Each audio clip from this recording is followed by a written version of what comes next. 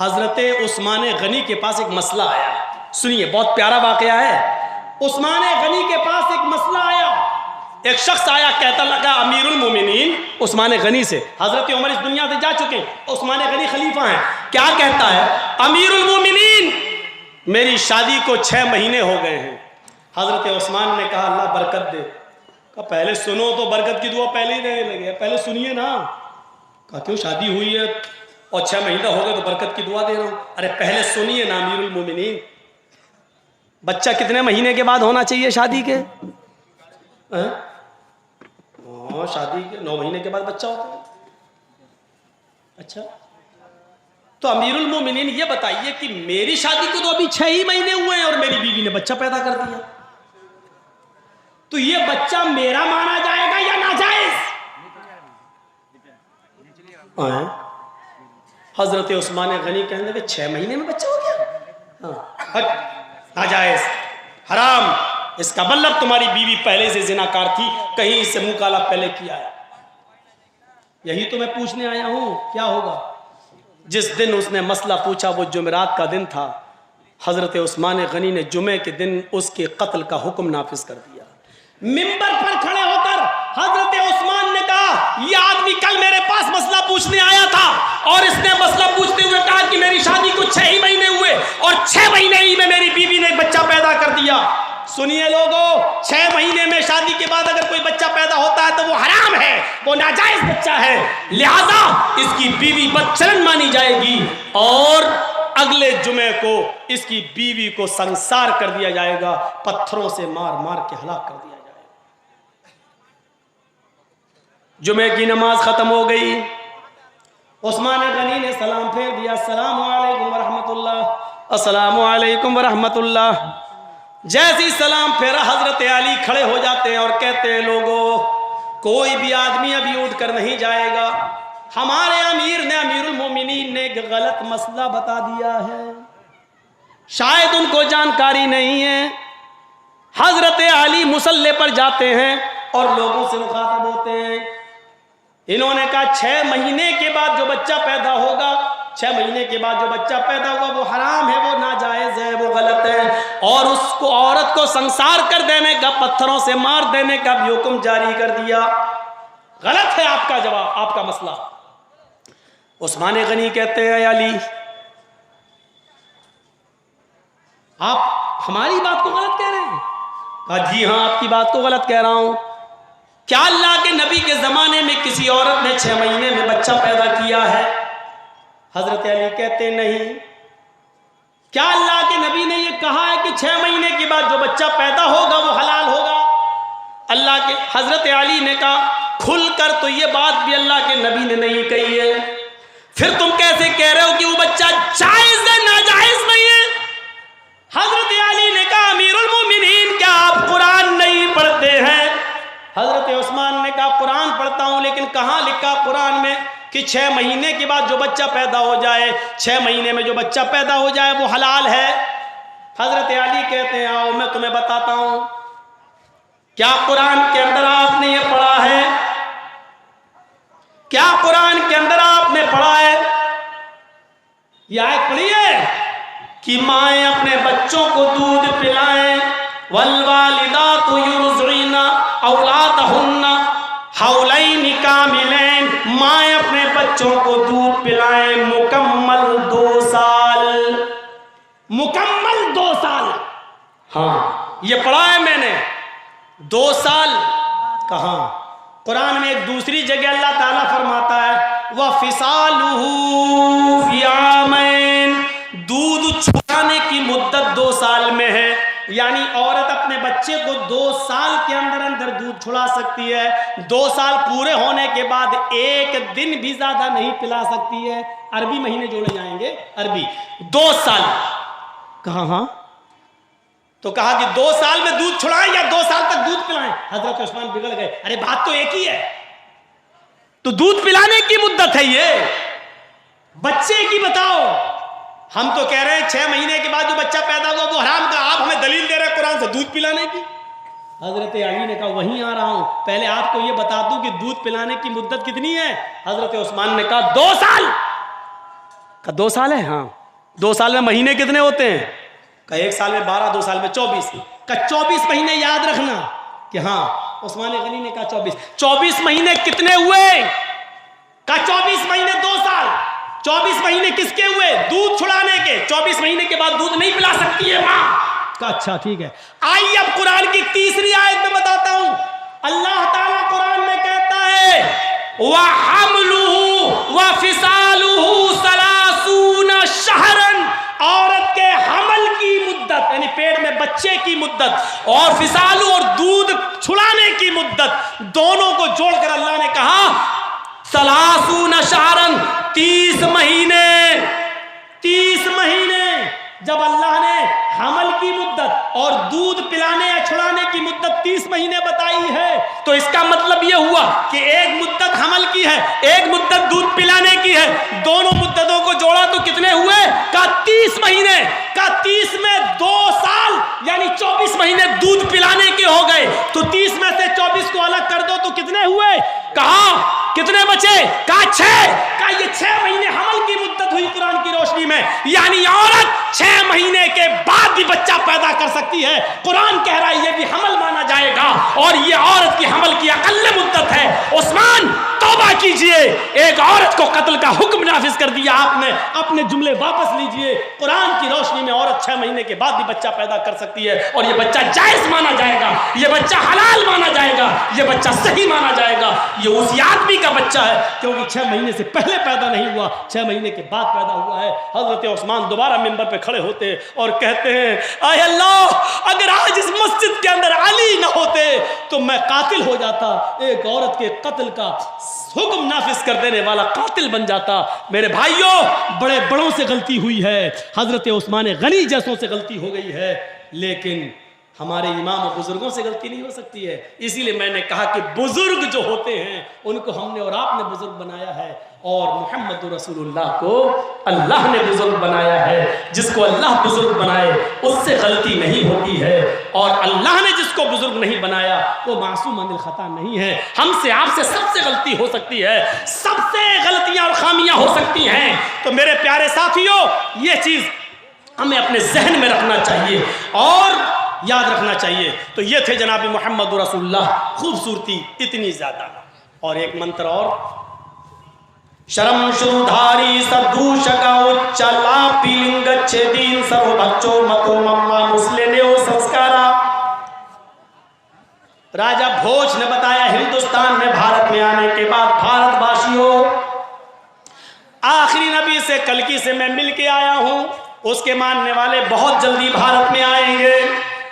अंतिम ऋषि के मानने वाले जब भारत में आ जाए तो उनकी पहचान देखना, शर्म शुरुधारी, लंबी दाढ़ी रखेंगे लेकिन दाढ़ी में गांठ नहीं लगाएंगे। बहुत से हिंदुओं को देखा होगा आपने, दाढ़ी लंबी हो जाती गांठ लगा लेते हैं, ऐसे मोड़ लेते हैं और उसको सुखा लेते हैं, ऐसा लगता है जैसे नारियल का गुच्छा, नारियल सूखा हुआ नारियल का गुच्छा, तो ऐसे बना लेते हैं। तो लंबी दाढ़ी रखेंगे लेकिन दाढ़ी में गांठ नहीं लगाएंगे। सदूषका, सर के अगर बाल छीलेंगे सारे के सारे, अगर सब बाल कटाएंगे छीलेंगे तो टिक्की नहीं रखेंगे। ये चोटी, हमारे हिंदू भाई वैसे पूरे बाल काटते ही इतना छोड़ देते हैं, क्या कहते हैं वो, शंकर जी की चोटी से गंगा जमुना निकली है, ये छोड़ देते हैं। तो वो लंबी दाढ़ी रखेंगे, दाढ़ी में गांठ नहीं लगाएंगे, सर के सारे बाल छिलाएंगे, चोटी नहीं रखेंगे। उच्चा लापी, ऊंचे स्वर में वो जबान से बुलाएंगे, यानी मंदिरों में घंटा नहीं बजाएंगे बल्कि जबान से पुकारेंगे, अर्थात अजान देने वाले होंगे, जबान से बुलाएंगे अल्लाहु अकबर अल्लाहु अकबर, वो जबान से बुलाएंगे, उच्चा लापी ऊंचे स्वर में आलाप करेंगे। लिंग छेदीन, और सब की सब खतना कराने वाले होंगे, सबके सब खतना कराने वाले होंगे।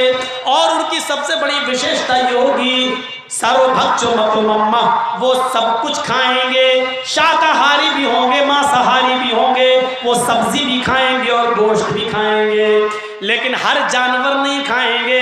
बिना कौलन चपशवश तेशाम, उस वक्त तक वो जानवर का गोश्त गोश्त नहीं खाएंगे, मीट नहीं खाएंगे जब तक कि उस जानवर पर कौल न पढ़ लिया जाए, मंत्र न पढ़ लिया जाए, बिस्मिल्लाह अल्लाहु अकबर न कह लिया जाए। उस वक्त तक उस जानवर को वो शुद्ध नहीं करेंगे, हलाल नहीं मानेंगे। वो उस जानवर का मीट खाएंगे जिसको मंत्र के जरिए शुद्ध किया गया हो, यानी बिस्मिल्लाह अल्लाहु अकबर कहकर ज़िबा किया गया हो। अब क्या रह गया है? एक दिन योगी जी मुझे अपने पास बिठा लेना, मैं हिंदी में समझा दूंगा उनको ये मंत्र हैं।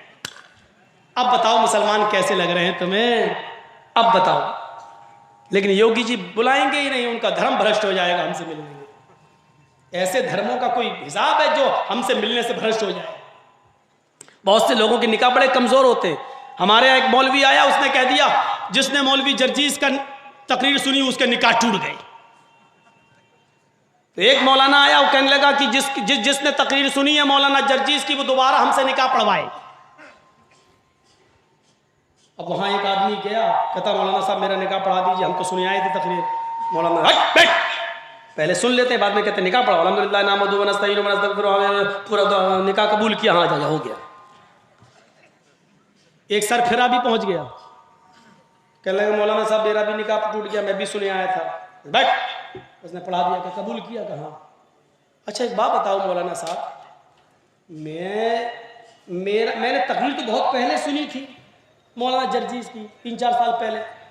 निकाह आपने आज पढ़ाया है, तो बीवी आज ना हलाल हुई क्या?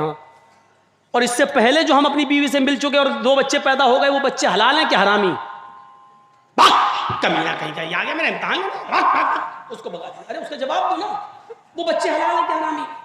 एक ने तो बड़ी अजीब बात कह दी, बड़ी अजीब।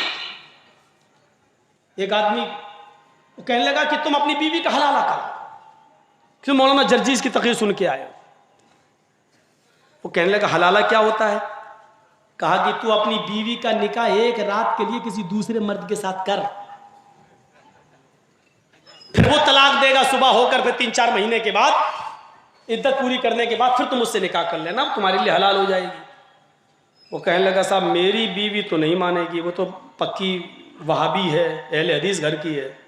अच्छा, और फिर ऐसा आदमी मिलेगा कौन मौलाना साहब?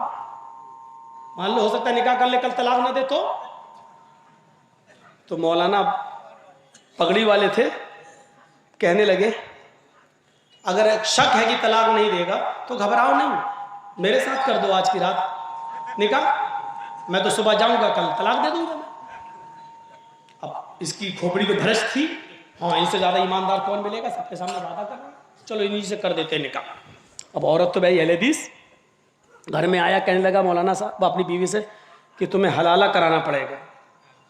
वो जानती सब थी, मेरी तकरीरें सुनती है तो वो जानेगी नहीं। कहती हलाला क्या होता है? क्या तुम्हें एक रात के लिए दूसरे मौलवी से निकाह करना पड़ेगा, दूसरे से निकाह करना पड़ेगा। क्या शर्म नहीं आती तुम्हें? बीवी हूं आपकी, हैं? मरते अब कब्र की मिट्टी देखना पसंद कर लूंगी, दूसरे मर्द का चेहरा नहीं, और तुम कैसे हो एक रात के लिए दूसरे के पास भेज रहे हो? कि देख निकाह तो तेरा टूट गया है, निकाह करना पड़ेगा, हमने बहुत अच्छे मौलाना ढूंढ लिए। का कौन? तो वो जो आए थे जिन्होंने बुलाओ उनको। औरत बोली बुलाओ उनको, मैं उनसे कुछ बात पूछूंगी। मौलाना साहब आए कि चलो देख भी लेंगे कैसी है शक्ल सूरत की, और बात भी कर लेंगे। वो सामने आके बैठ गई, खूबसूरत तो थी, मौलवी साहब का दिल ललचा ही गया था पहले से। कहने लगी मौलाना साहब प्रॉब्लम बताइए क्या है? कहीं आपके हस्बैंड ने उनकी तकरीर सुन ली, उनका निकाह टूट गया, तुम उनके निकाह में हो इसलिए हलाला होगा। अच्छा हलाला क्या होता? कि तुम्हें एक रात के लिए दूसरे के साथ निकाह करना पड़ेगा। क्या उसकी तो गारंटी नहीं है कि वो आदमी तलाक दे दे, फिर क्या होगा? मेरे ये बच्चों की जिंदगी क्या होगी? इसीलिए तो मैं आया हूं तुमसे निकाह करने, मुझसे कर लो, आज की रात रखूंगा, सुबह तलाक दे दूंगा तुम्हें। कहने लगी अच्छा शादी तो मर्जी से होती है, अगर मेरी मर्जी तुमसे ना हो तो? कि नहीं सोच लो भाई, भरोसे वाले हैं हम, कल सुबह तलाक दे देंगे। कहती है मौलवी सन, अब क्या तकरीर किसने सुनी? का तुम्हारे शौहर ने। शौहर बोला ए बदतमीजी से बात मत कर मेरे मौलाना से। वो कहती है सुन चुप, बदतमीजी निकाह तक करने के लिए लाया, एक रात के लिए इसके पास भेजने के लिए भी तैयार हो गया, इससे बड़ी बदतमीजी क्या होगी? आदमी बोला है तुम बहुत ये बता कि तकरीर किसने सुनी? कहता मैंने। निकाह किसका टूटा? मेरा। का गलती किसकी थी? का मेरी। तो मैं क्यों हलाला करूं? तू कर हलाला, जा। आदमी कहता मैं किसके साथ करूं? का इसी सांड के साथ करने जो आया हुआ है, मेरा क्यों करा रहा है? मैं तो घर में बैठी थी, मैंने थोड़ी तकरीर सुनी है, तूने सुनी, तू करा हलाला।